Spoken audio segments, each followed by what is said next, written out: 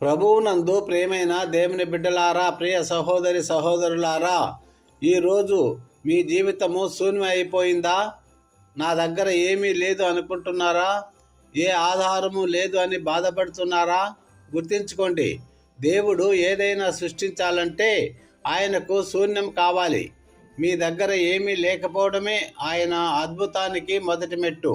ఈరోజు మన అంశము శూన్యములో నుండి సృష్టి. నీ ఖాళీ పాత్రలు ఆయనకు ఇవ్వు. వాక్యము యోబు గ్రంథము 26:7.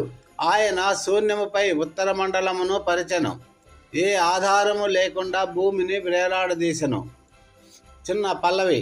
శూన్యమైన నా జీవితాన సృష్టికర్తవు నీవే, ఆధారము లేని నా బ్రతుకునా ఆధారము నీవే యేసయ్యా.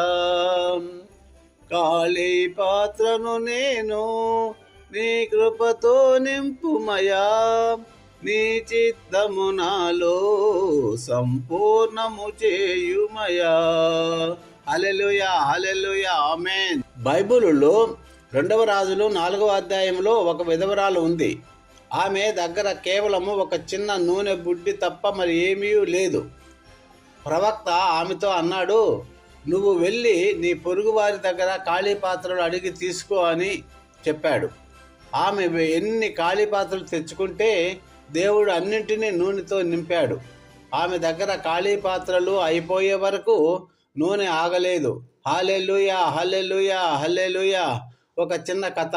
ఒక శిల్పి ఒక రాయిని చూసి దానిలో ఉన్న అనవసరమైన భాగాన్ని తీసివేస్తాడు. అప్పుడే అది విగ్రహంగా మారుతుంది. మీ జీవితంలో కూడా లోకం మిమ్మల్ని పనికిరాని వారు అని తీసివేసి చోటే దేవుడు తన మహిమను మీ పైన ప్రదర్శించి మిమ్ములను నింపుతాడు. ఆమేన్. యోబు 26:7 ఇలా చెబుతుంది, ఆయన ఏ ఆధారము లేకుండానే ఈ భూమిని నిలిపాడు. మీ జీవితాన్ని నిలబెట్టడానికి మనుషుల ఆధారము ఆయనకు అక్కర్లేదు మిత్రమా.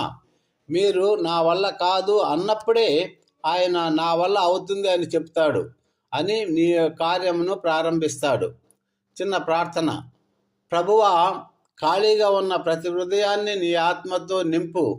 ఏ ఆధారము లేని వారికి నీవే ఆధారమై నడిపించమని యేసయ్య మధురనామములో ప్రార్థించి పొందుకుంటున్నాము తండ్రి. ఆమెన్.